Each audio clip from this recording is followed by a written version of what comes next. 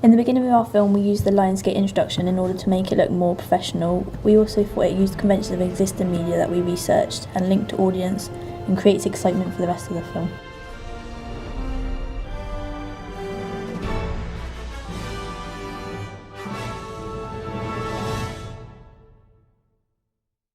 So, we used a title screen to put "We Are the Trophy Kids" at the start of our film.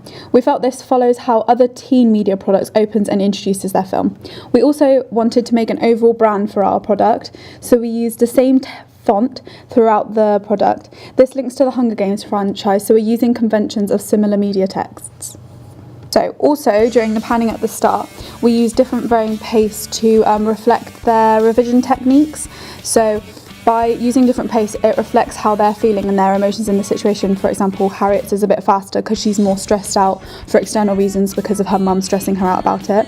We felt this really challenged conventions because most shots within scenes are about the same pace, and we wanted to change it up to create a different audience reaction. We looked at a film called Love Actually that focuses on multi-character tracking, so it was helpful to our own. As our short film develops this convention, we used the opening panning shot to show that all the characters, each of these panning shots were no more than 2 to 3 seconds long, and it was an easy way of introducing each character, making our film look more professional. During the panning shots at the start of our film, we decided to put text captions on them, introducing the character's name and age. We felt this is important because it follows mockumentary style conventions and documentaries where different characters, like in the programmes Educating Essex or Educating Cardiff, when the different students are introduced. At the beginning of our film, we learnt that music is a key way of non-directly changing the mood within a film, so we chose an original song to use at the beginning of our short film. At the start of our short film, we used an original song called I Am a Fail to help the audience to immediately understand the film has a theme linked to schools and exams. So this shot is very important in the film as it introduced Toby as a very concerned character. He's concerned for Dan because he knows how hopeless he is.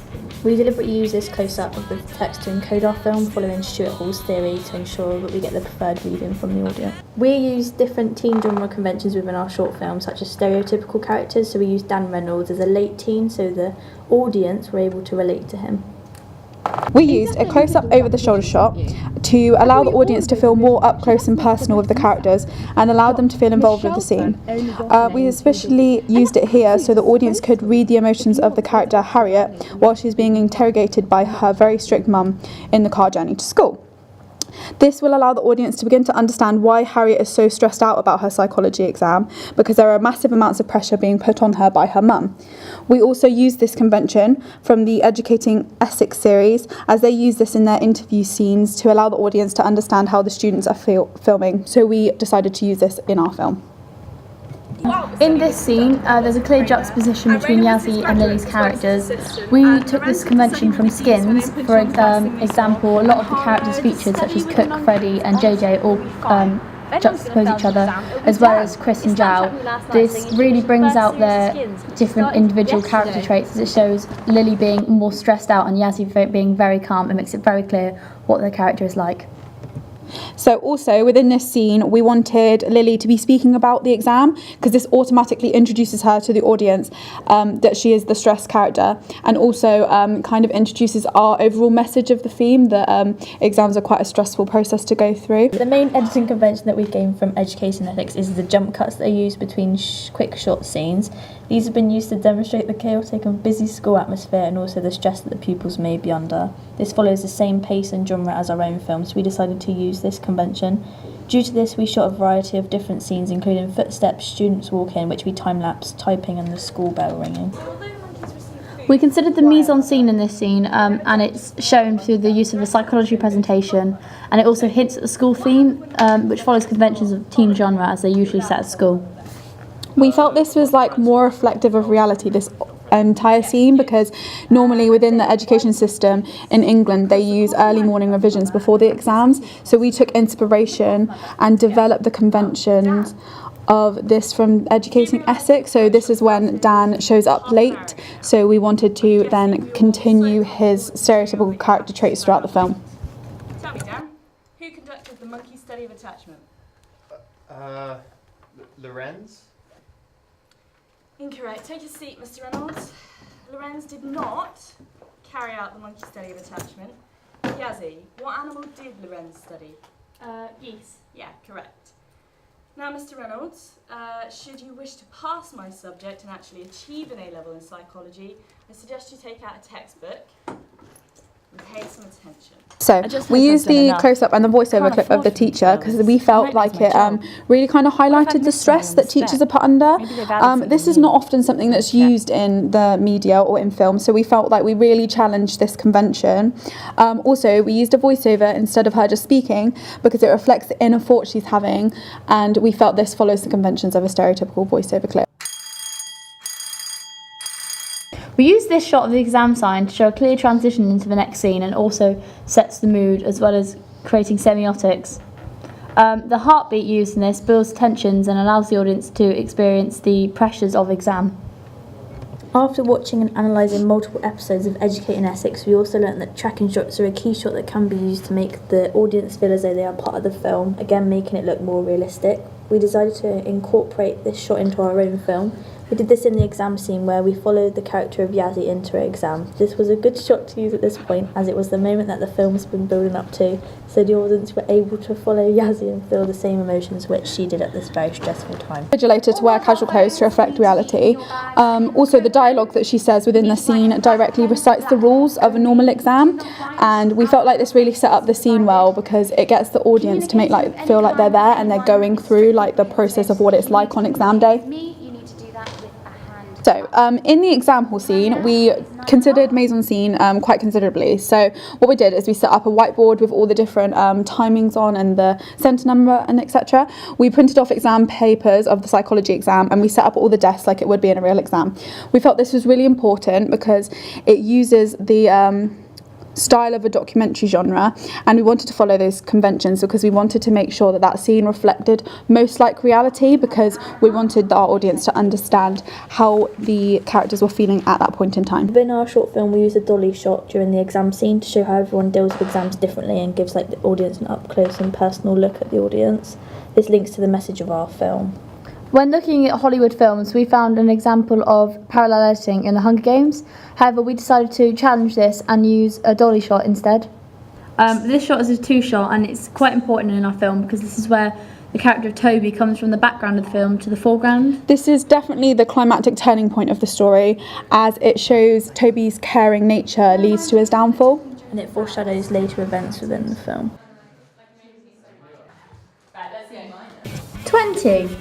So, as part of one of our transitions, we used I Am a Fail in the background because it reflects the mystery of the results, because as the audience member, we don't know yet who's got what results.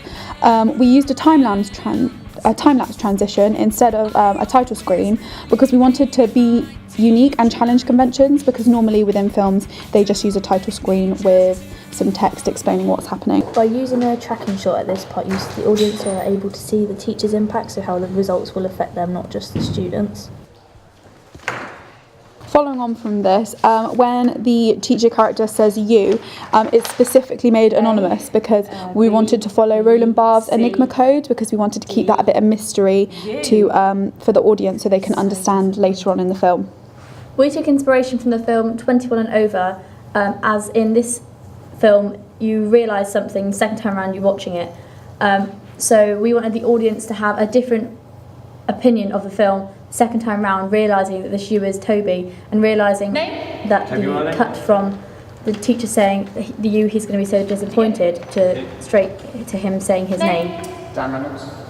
So the two-shot of Dan and Toby, we wanted Dan to read out his results because we wanted the audience to leave you wondering, to create anticipation, because obviously you think the you is Dan and not Toby.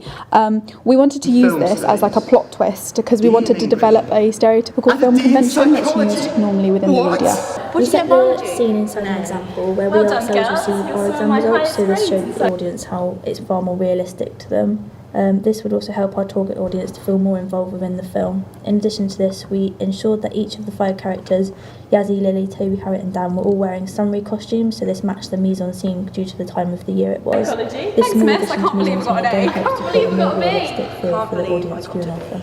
This scene shows a clear juxtaposition between Yazzie and Harriet's attitudes towards getting a B. Yazzie is really happy that she's got a B, however Harriet seems disappointed, and this is obviously due to the stress that her parents put on her, and she is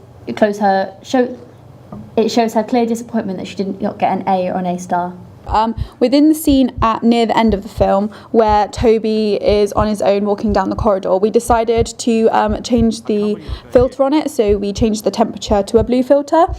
We decided to use this because we felt it made him appear more isolated and sad because of his hue, and we felt the audience would then really recognise that because of the connotations to do with the colour blue. We took this inspiration from 13 Reasons Why. They use this they do a panning shot, and one scene is in a more blue, colder tones, which make it seem more sad, the characters seem more upset, and then it shows a juxtaposition to the other scenes where it's more warmer tones, and this just shows the mood in the colder scenes are just much more clear. The tilt used in this scene represents Toby's lack of power after he realises he's got a U. This allows the audience to have a moment to realise what's happened to him. So at the end of our film, we decided to use a 1 month later title screen because we felt this really reflected the documentary style ending.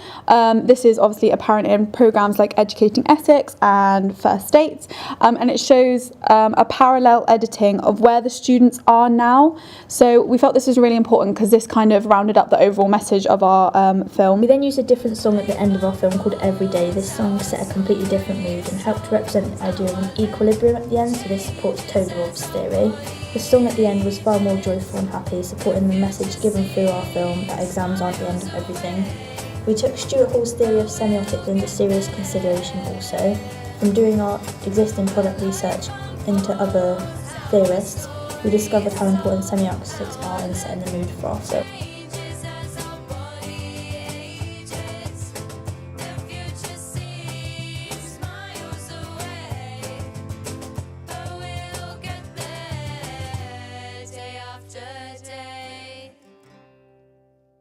We used credits and a fade to black screen at the end of our film, as this is a typical film convention often used.